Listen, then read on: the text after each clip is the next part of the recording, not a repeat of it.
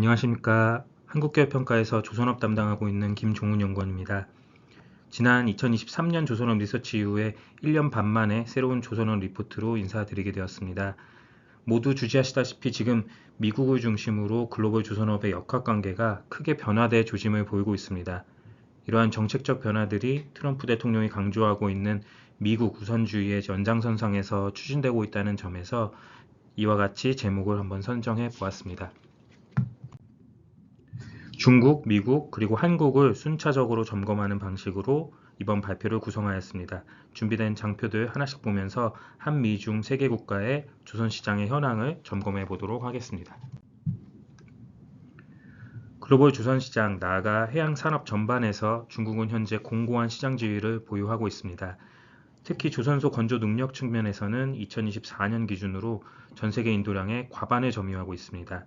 하단의 두 번째 그림을 보시면 전세계 조선소의 국가별 인도량 순위에서 한국, 중국, 일본 3개국이 전세계 조선시장의 90% 이상을 점유하고 있고요. 특히 중국이 53.3%로 전세계 상선 인도량의 과반을 확보하고 있는 것을 확인할 수 있습니다. 반면에 미국은 조선소 경쟁력이 쇠퇴하면서 0.1%의 미미한 점유율을 보이고 있습니다. 중국이 해양 주도권을 갖게 된 것이 어제 오늘의 일은 아닙니다. 이미 2000년대 중반에서부터 해양 패권을 쥐기 위해 국가 주도의 계획적 투자가 산업 전방위적으로 집행되어 왔고요. 또 최근에 와서는 상선이나 조선소, 항만뿐 아니라 해양 군사력 측면에서도 미국을 조금씩 압박하는 수준에 이르게 되었습니다. 우측에 보이는 그림은 최근 미국 의회에서 열린 신임 해군 장관 지명자 인사청문회의에서 화두가 되었던 그림입니다. 제가 그림에 미국의 영린이라는 타이틀을 좀 달아놨는데요. 미국은 단순히 강한 군사력을 넘어서 독보적인 군사 패권을 지닌 국가로서 특히 해군 전력은 국가 안보의 핵심으로 여겨지고 있었습니다. 그런데 해군 전력에 있어서 중국이 미국을 추격하는 형세가 최근 만들어지면서 군이나 정부뿐만 아니라 미 의회에서도 현재 큰 우려를 표하고 있는 상황입니다. 지난 바이든 정부 그리고 제117대, 118대 의회에서부터 해양 경쟁력 재건에 대해서 범정권적이고 초당적인 공감대가 형성되고 있었고요. 이번 트럼프 정부와 119대 의회에 들어와서도 강한 추진력 하에 정책의 틀이 빠르게 만들어지고 있는 상황입니다. 미국의 정책들을 점검하기에 앞서서 먼저 중국의 한국 조선업 추격에 대한 이야기를 드리려고 합니다. 2010년대까지는 글로벌 조선시장에서 우리나라가 주도권을 쥐고 있었습니다. 양적으로는 2010년대부터도 중국이 우리나라를 추월하고 있었지만 건조 기술력이라든지 트랙 레코드, 기자재 경쟁력과 같은 산업의 종합적인 측면에서는 한국이 여전히 우위에 있다고 평가가 되었었습니다. 하지만 2020년대를 지나면서부터는 중국과의 생산력이나 수주 격차가 더 커지면서 현재에는 사실상 중국이 글로벌 조선업의 주도권을 갖고 있다고 보는 시각들이 지배적이라고 봐야 할 것 같습니다. 그만큼 중국으로 무게추가 기울어진 형국입니다. 왼쪽 그림을 보시면 선박 신규 수주에 있어서 2024년 기준 약 70%의 물량을 중국이 가져왔습니다. 신규 수주는 연간 플로우의 개념이고요. 바로 오른쪽에 있는 그림 수주 잔고, 그러니까 2024년 말 시점의 스톡 개념에서 살펴보면 수주 잔고 점유율에 있어서도 이제는 중국이 우리나라를 캐치업하면서 정확히 절반의 점유율을 확보하게 되었습니다. 중국이 5, 한국이 3, 그리고 일본이 1, 나머지 국가들이 전부 합쳐서 1 이렇게 가져가는 모양새입니다. 중국의 맹렬한 추격으로 현재 국내 조선업은 두 가지의 위협에 직면해 있다고 생각합니다. 먼저 가장 명백하게 확인되는 부분은 중국의 건조 능력 증대입니다. 2024년 들어서 중국 대형 조선사들은 조선소의 핵심 인프라인 드라이도크를 증설하면서 건조 능력을 더욱 높였습니다. 최근의 신조선가 하락에는 수요상의 영향도 분명히 있었지만 중국의 증설에 따른 공급 측면의 부담도 작용하였습니다. 건조 능력의 증대는 과거 글로벌 조선업 장기 불황의 불씨가 되었던 리스크 요인이기도 합니다. 하지만 중국의 건조 능력 확대가 성과에 지속적인 악영향을 주기는 어렵다고 보고 있습니다. 우선 중국도 한국과 마찬가지로 숙련된 인력을 단기간 내 충원할 여력은 많지 않고요. 무엇보다도 조선소 자체의 생산 능력뿐만 아니라 선박 엔진이라든지 후방 기자재 업체들의 생산성 증대가 같이 동반되어야 실질적인 캐파 향상이 가능하기 때문입니다. 또한 현재 글로벌 조선사들의 수주 잔고가 충분히 확보되어 있는 점도 성과의 하방을 지지하는 요인입니다. 오른쪽 그림을 보시면 잔고 회전율의 개념으로 볼 수 있는 글로벌 조선시장의 포워드 커버라는 지표가 있는데요. 현재 3.7배 수준에서 유지되면서 과거 대비 크게 안정화된 상황이어서 조선사들이 선주에 대한 바게닝 파워를 어느 정도는 확보하고 있는 상황으로 볼 수 있습니다. 건조 능력 증대보다도 더 큰 중국의 위협은 차세대 전략 선종에 있어서 경쟁이 중첩되고 있는 부분입니다. 현재 우리의 주력 선종이라고 할 수 있는 LNG 운반선에 있어서는 국내 조선사들이 대형 LNG 운반선 도입 초기인 1990년대 초부터 가스공사와 같은 국내 발주 물량을 통해 트랙 레코드를 축적해 왔습니다. 맨 왼쪽 그림을 보시면 현존하고 있는 LNG 운반선의 78%가 우리나라 건조 선박인 것을 확인하실 수 있고요. 바로 그 다음 그림을 보시면 현재까지도 우리의 주도권이 유지가 되면서 2024년 말 LNG 운반선의 수주 잔고의 70%를 한국이 점유하고 있습니다. 미래 수소 경제의 주요 화물이 될 것으로 예상하고 있는 암모니아 운반선 분야에서도 한국의 점유율이 65%로 중국을 상회하는 상황입니다. 하지만 대체연료 추진선 분야에서는 얘기가 조금 달라집니다. 현재 가장 큰 비중을 LNG 추진선 분야에서 가장 큰 비중을 차지하고 있는 LNG 추진선 분야에서 중국이 한국보다 많은 수주 물량을 갖고 있는 상황이고요. LNG 이후에 친환경 연료가 될 것으로 보이는 메탄올과 암모니아 추진선 분야에서는 중국이 한국을 크게 앞서고 있습니다. 특히 2024년 이후에 중국이 대체연료 추진 컨테이너선들을 공격적으로 수주하면서 이 같은 격차가 발생하게 된 상황입니다. 메탄올이나 암모니아 추진선의 경우에 물량 절대 규모가 많은 것은 결코 아니지만요. 선주들이 선박 발주처를 선택하는 데 있어서 해당 선박을 과거에 얼마나 건조했느냐 하는 트랙 레코드를 우선순위로 고려한다는 점에서 중국의 공격적인 초기 수주 전략이 국내 조선업계에는 장기적으로 큰 위협이 될 수밖에 없을 것으로 판단하고 있습니다. 그런데 다행히도 이번 트럼프 정부에 들어와서 석유나 가스와 같은 전통 에너지원을 다시 재조명하는 에너지 정책을 트럼프가 들고 나오면서 상황이 다소 나아졌습니다. 기존 예상보다 LNG 운반선에 대한 수요가 연장될 것으로 보이기 때문입니다. 빅3 조선소, 거기에 HD 현대 3호까지 국내 4개 조선사들이 LNG 운반선에 있어서는 중국에 비해서 분명한 경쟁 우위를 갖고 있고 당분간 LNG 운반 수요가 이어지면서 중국과의 본격적 경쟁에 대비한 기술 인프라 투자라든지 자금력 확보의 기회를 갖게 될 수 있을 것으로 보고 있습니다. 중국의 추격에 대응해서 미국은 크게 3개 축으로 해양 재건 정책을 추진하고 있습니다. 첫 번째는 대중국 해양 제재 정책입니다. 지난 1월에 미 대통령실 산하의 무역대표부 USTR에서 무역법 301조에 근거해 조사 결과 보고서를 냈고요. 바로 지난달 2월에는 중국 선박과 해운사에 대한 제재 조치안을 발표했습니다. 조치안에 따르면 중국 국적 해운사 또는 중국산 선박을 운용하고 있거나 발주한 해운사에 대해서 미국 항구 입항 시에 서비스 이용료를 부과하게 됩니다. 미국의 자체 해양 경쟁력은 쇠퇴했지만 글로벌 해상 교역에 있어서 차지하는 비중은 결코 작지 않습니다. 글로벌 기간 항로의 큰 축이 바로 미국 항로인데요. 이러한 미국 항구에서 이와 같은 제재가 현실화된다면 중국산 선박의 운용 비용이 크게 증가하게 될 것이고 이로 인해서 건조 비용이 낮은 중국산 선박의 이점이 상쇄되게 될 것입니다.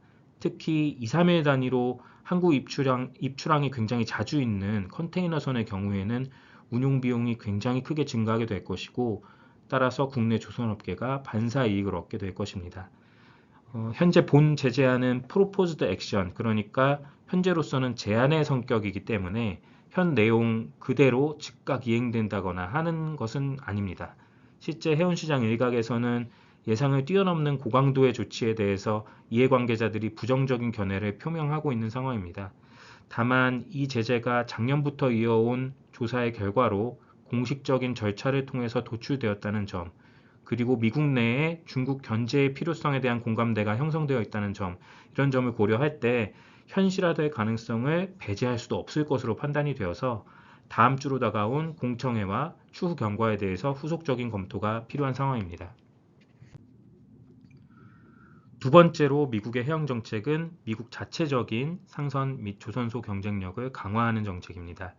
Ships for America Act라고 명명된 이 법안은 지난 연말에 118대 의회에서 발의되었다가 몇 주 만에 임기 종료로 자동 폐기되었던 법안입니다. 하지만 최근 119대 의회에서도 해양 소위에서 재차 그 중요성이 논의되고 있는 등 재발의 가능성이 충분한 상황입니다. 주요 내용을 살펴보면 우선 80여 척에 불과한 미국의 국제교역 상선대를 10년 내에 250척까지 대폭 확충하는 것입니다. 이를 위해서 선박 투자자에 대해서 재정적인 인센티브 제공 방안을 제안하고 있습니다. 또 미국 내 조선사들에 대한 투자도 진행됩니다. 현재 미국 조선사들은 미 해군 또는 소형 연안상선 등을 주로 건조하고 있는데 경쟁력이 매우 떨어져 있는 상황입니다. 이들 조선사들의 경쟁력을 제고하기 위해서 펀드를 구성하고 세금 크레딧도 제공하고요. 미래에는 원유나 LNG 수출 물량의 일정 비율을 반드시 미국산 선박으로 운송하게 하는 등의 내용을 담고 있습니다. 미국 자체 조선업 경쟁력만으로는 상선 확충이라든지 조선사 재건이라든지 하는 이런 정책적인 부분들이 원활히 진행되기는 사실 쉽지 않을 것으로 예상하고 있습니다. 이에 정책 초기에는 한국이라든지 일본과 같은 조선업 역량을 갖춘 동맹국과의 파트너십이 필요할 것이고 그 과정에서 국내 조선사들의 수주 기회가 중단기간 확대될 것으로 전망하고 있습니다.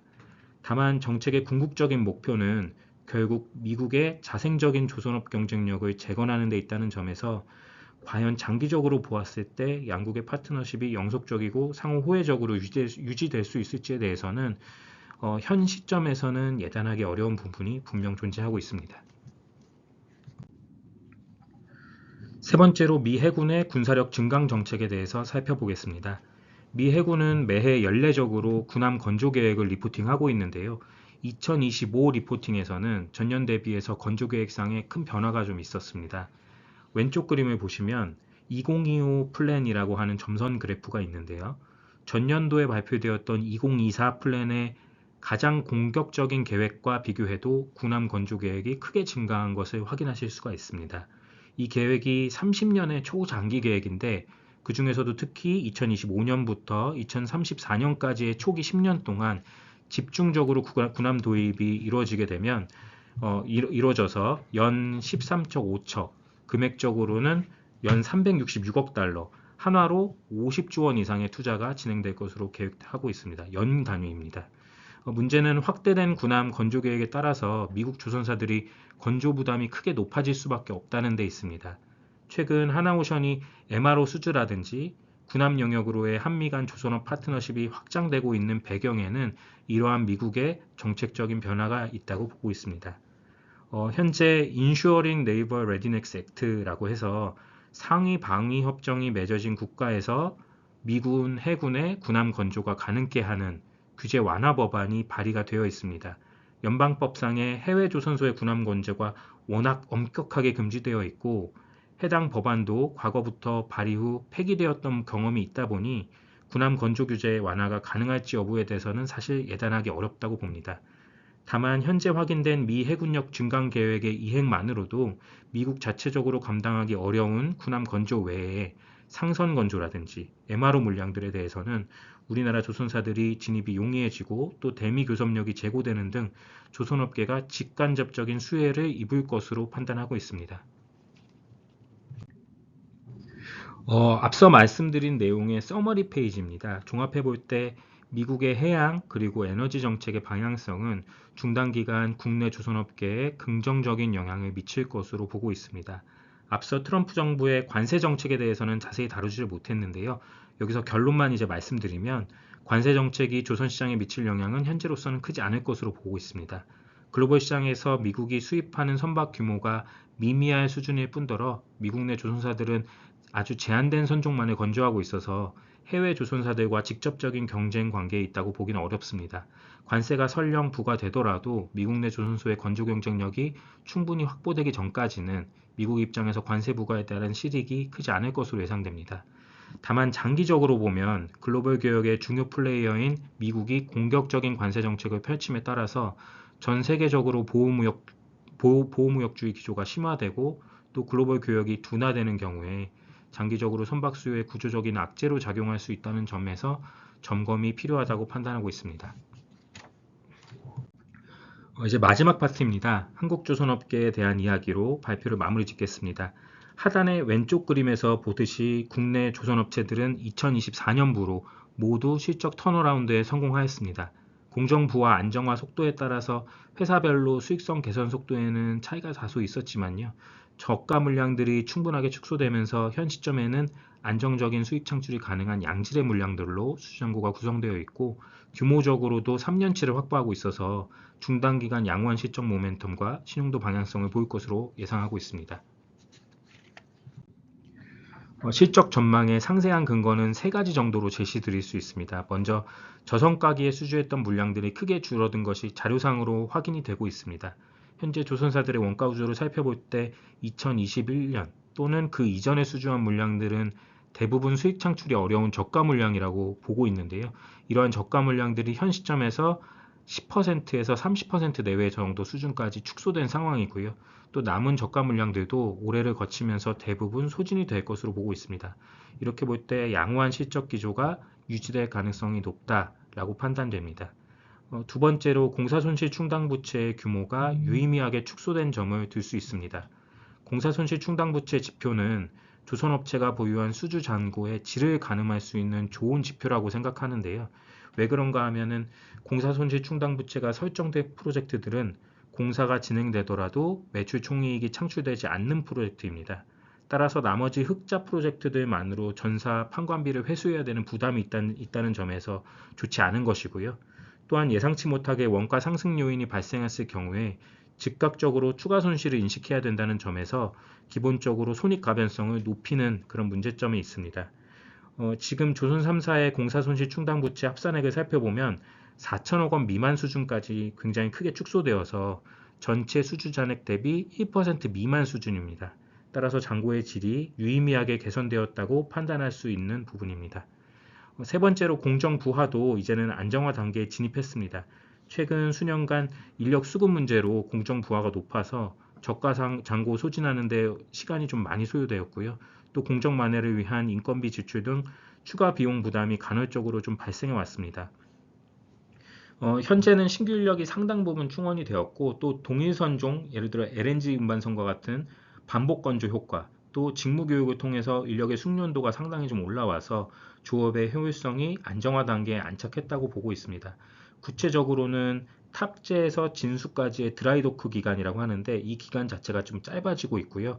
도크 내에서의 작업 진척도도 많이 높아져서 진수 이후에 안벽에서 해야 되는 의장 작업의 기간도 단축되고 있는 것이 확인되고 있는 상황입니다. 그렇다면 향후 어떤 부분들을 관전 포인트로 보고 있는가? 네 가지 요소를 적어봤습니다. 일단 지난 2월에 산자부에서 중국산 후판 덤핑 여부에 대해서 예비 판정 결과를 발표했는데 덤핑 관세 부과가 필요하다는 건의가 제출된 상황입니다. 만약 덤핑 관세 부과가 결정되는 경우에 조선사 원가 부담이 일부 가중되는 영향이 나타날 것으로 예상됩니다. 직접적으로는 중국산 후판의 원가가 높아지는 영향이 있는데 이 부분은 대형 조선사의 경우에 중국산 비중이 상대적으로 좀 작은 편이고 또 대형 조선사의 경우에 야드가 일반적으로 보세구역으로 지정되어 있어서 관세가 적용되지 않을 가능성도 있다는 점에서 영향은 크지 않을 것으로 보입니다. 물론 중국산 후판이 시장 내에서 가격 경쟁력을 상실하게 되면 상대적으로 국내산 후판의 가격이 상승하고 따라서 철강업계의 가격 교섭 바게닝 파워가 제고되는 그런 효과가 있어서 간접적인 영향은 분명 있을 것으로 생각이 됩니다. 다만 현재 대형 조선사들의 잔고 구성상 건조 원가 내에서 강제 비중이 작은, 그러니까 탱커는 강제 비중이 좀 높은 편인데요. LNG 운반선의 경우는 건조 원가 내에서 강제 비중이 좀 작은 선종들이어서 이들 선방이 다수가 된 수주 잔고 상황을 봤을 때 과거 대비로는 강제가 민감도가 좀 낮아져 있다. 이런 점을 좀 고려를 하면 과거 강제가 급등기에 나타났던 그런 손익 영향까지는 나타나지 않을 것으로 예상을 할 수 있을 것입니다. 그 다음 관전 포인트는 공정 병목 요인의 통제 부분입니다. 전반적인 공정 보안은 낮아졌지만 여전히 안전사고라든지 노사관계 이슈라든지 이런 부분들은 공정에 영향을 미칠 수 있는 부분들로 존재하고 있습니다. 이런 부분들을 앞으로 어떻게 관리해 나가느냐, 이를 통해서 생산성을 어떻게 극대화해 나가느냐가 업체별 수익성 차별화에 영향이 미칠 것입니다. 세 번째로 환율 변동 영향의 경우에 현재 대형 조선사들은 적정 수준의 환해지 정책을 통해서 환율 변동 리스크를 상당 부분 통제하고 있는 상황이라서 환율이 아주 크게 급등락하는 경우가 아니라고 하면 손익상의 영향은 크지 않을 것으로 보고 있습니다. 간혹가다 이제 여쭤보시고는 하는 부분이 회계 처리 관련한 부분인데요. 아래쪽에 좀 간략히 표현을 해보았습니다. 통상적으로 조선사들은 수주계약 체결과 동시에 단계별 건조대금 납입 예정일을 기준으로 해서 금융기관에 선물한 매도 계약을 체결을 하고 있고요. 회계적으로는 해당 선물한 계약에 대해서 확정 계약 위험 회피 회계를 적용해서 원달러 환율 등락 시 발생하는 선물한 평가 손실에 대해서 동일 금액의 확정 계약 평가 이익이 발생하는 구조로 손익 영향이 최소화되는 그런 구조를 갖고 있습니다. 자세한 내용은 아래쪽 그림을 참고 부탁드리겠습니다. 한미 파트너십에 대한 제언으로 발표를 마치겠습니다. 국내 조선업계는 중단기간 양호한 실적 모멘텀과 신용도 방향성을 이어갈 전망입니다. 공정관리의 과제가 남아있고요. 중국산 후판 관세로 원가 부담이 일부 확대될 수는 있겠지만 기확보된 고가 물량들의 건조가 늘어나고 공사 손실 충당 부채 위험도 많이 완화가 되어서 본원적인 수익 구조가 안정화되어 있습니다.